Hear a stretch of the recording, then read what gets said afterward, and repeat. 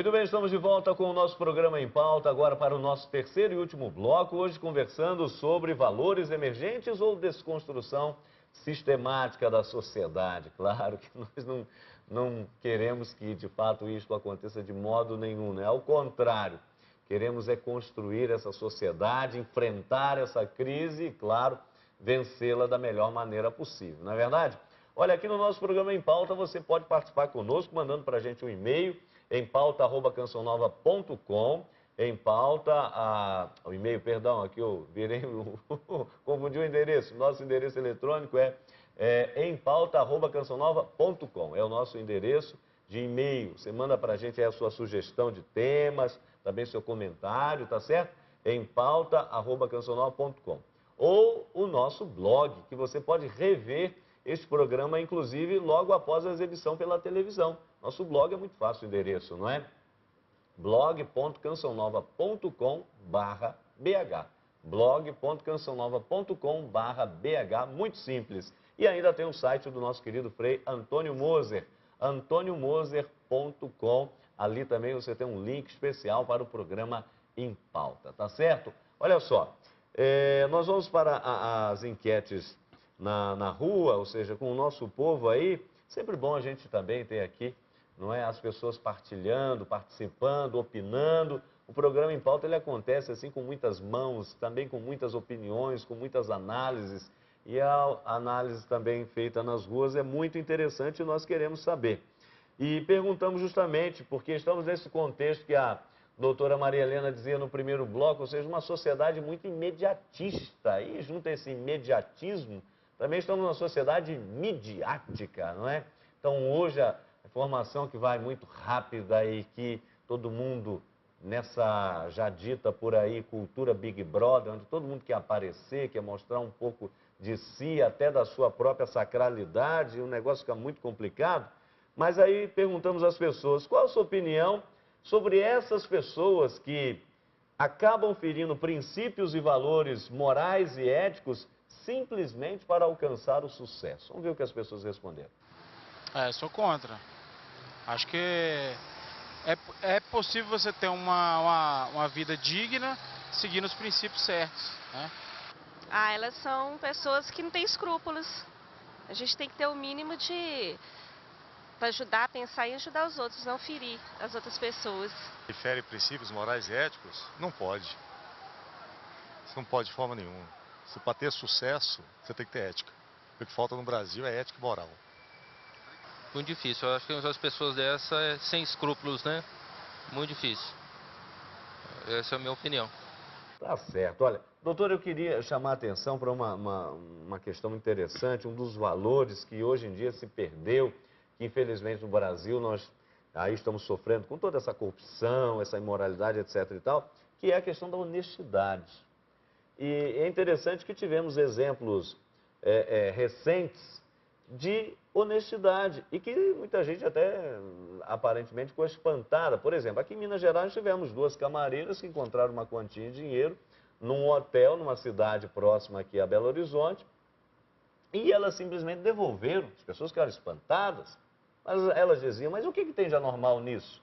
Nós estamos sendo honestos, o dinheiro não me pertence, deve ser de alguém.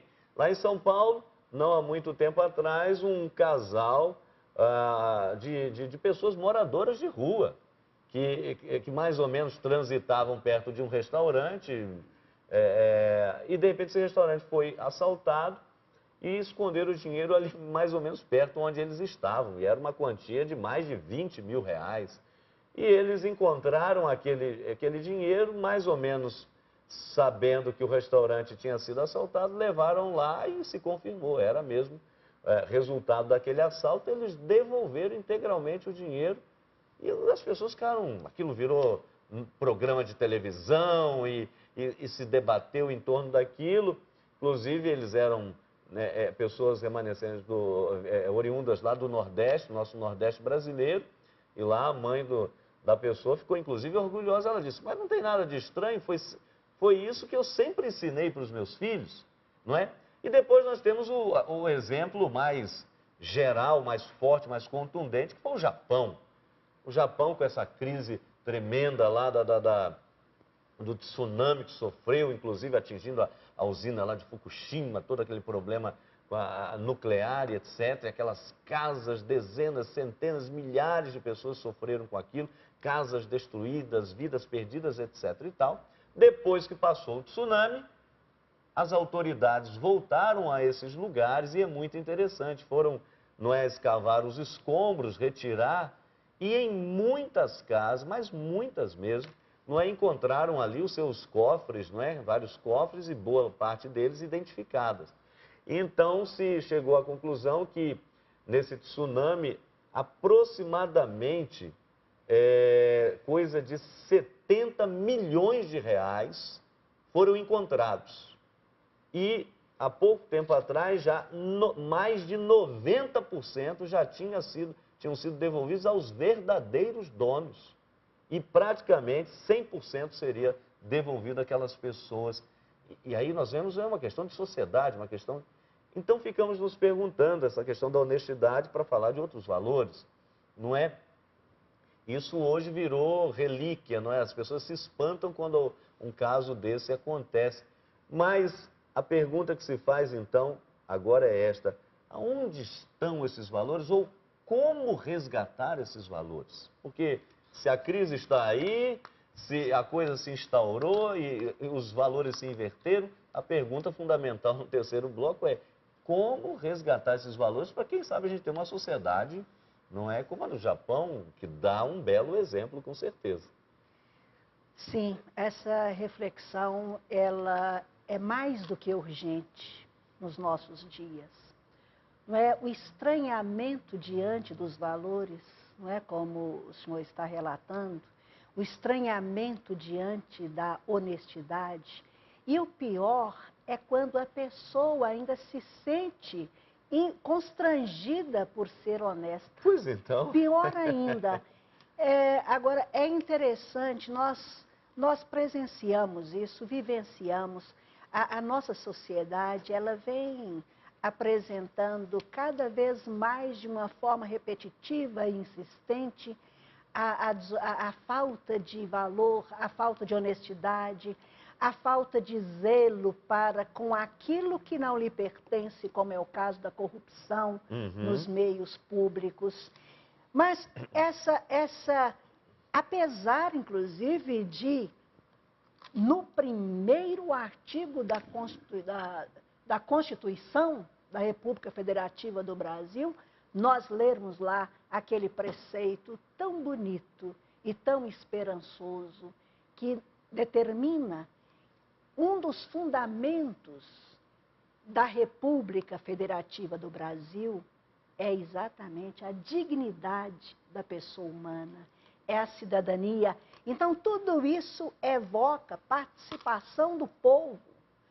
Nós não podemos apenas denunciar, mas nós temos também que anunciar. E este é um papel do cristão. Não apenas denunciar, mas anunciar. Então, se nós temos que nos indignar, é diante da corrupção, como se indignaram aqueles 3 canibais relatados por Montaigne. Vejam, senhores, Montaigne, século XVII, relatar aquela indignação, aquele espanto, vamos dizer assim, como se espantaram esses diante da honestidade. Mas o que Montaigne vai relatar sobre os canibais, e canibais, ele se referia a indígenas brasileiros que, estando na Europa, estando na França, se indignaram diante daquela separação tão grande entre riquíssimos e paupérrimos. Isso não nos soa estranho, com certeza. No Brasil, isso não nos é estranho. Mas não é estranho pelo que está ocorrendo. Mas nós não estamos nos estranhando com essas coisas. Nós precisamos nos indignar diante dessas coisas. E temos que tomar atitude, porque não adianta o anúncio sem o agir. Claro. O agir na serenidade, mas o agir com firmeza. Então nós temos que lutar. Eu até conclamo para que nós lutemos, para que as iniciativas legislativas populares, elas deixem de se apresentar dentro do processo legislativo de uma forma tão fechada, de uma forma tão hermética, quase inviável, não é? Graças a Deus nós tivemos aí a lei da ficha limpa. E que veio como? Veio por meio de uma indignação e por meio de uma atitude. Não é? Nós temos outras iniciativas aí, à mercê de assinaturas. Então vamos assinar, não é? Vamos buscar uma sociedade mais livre, porque não há liberdade quando a pessoa também, ela não tem nem mesmo como se sustentar, ela não tem como se educar. E um ponto que eu passo a frisar muito insistentemente é a questão da educação. Perfeito. A educação, inclusive, do direito. Nas escolas, já na primeira infância, a pessoa ter noção do que é seu e do que não é, para que ela possa se indignar diante da desonestidade e que possa parabenizar o outro sempre, cada vez mais, pela honestidade, pelas atitudes honestas. Sim, Premosi. Doutora, uma pergunta. Ainda está na nossa Constituição o início em nome de Deus? Ainda continua ou tiraram? Não tiraram. Hoje tem hoje há essa ojeriza, não é? Mas continua ainda. A confessar, não é? A fé, como a senhora falou ali há pouco na rua, nós estamos com pouca fé. Não é? Então, já houve a tentativa, inclusive, de se retirarem dos recintos públicos as imagens. Não é? Eu gostaria de, puxa, uma exposição tão boa, tão consistente, apenas acrescentar um outro elemento. Em primeiro lugar, nós temos que ler a história de uma maneira crítica. Quais foram e quando foi que certas nações se mostraram fortes? Por exemplo, Israel, né? Sempre de novo. Se vocês quiserem ser um povo grande e forte, aqui está o caminho, os 10 mandamentos. Não tem como. Né? Quando eles se afastavam, eles enfraqueciam. Quando eles se reaproximavam, eles se sentiam fortes. Muito bem. Você olha, por exemplo, só para pegar os exemplos mais comuns, a antiga Grécia, não é? No auge, aí para os anos 500, a.C., etc., a filosofia, o pensamento, o valor, então se tornou realmente forte, um povo forte. Mesma coisa os romanos, soldado romano era alguém de respeitabilidade. Depois, evidentemente que os que foram chamados bárbaros não eram bárbaros. A decadência do império veio por a decadência dos valores. Claro. E assim ao longo da história, basta ver os Estados Unidos de hoje. Bom, então eu diria, temos que saber ler a história. Quais são os valores indispensáveis para que uma nação seja realmente uma nação? Segundo lugar, eu colocaria, se nós introduzimos tantas disciplinas, não estou dizendo que não seja necessário, por que não insistir mais na ética? A ética, ela está para além das religiões. A ética está num plano mais profundo. Ethos é aquilo que está no coração do ser humano, que nos faz ser humanos. Então, a religião é como que um desdobramento, não é? E a religião pode ter fisionomias diferentes. Agora, a ética não. É universal. A ética é universal. Não é? Como a senhora colocou muito bem, não é? Valores que são naturais. Não é?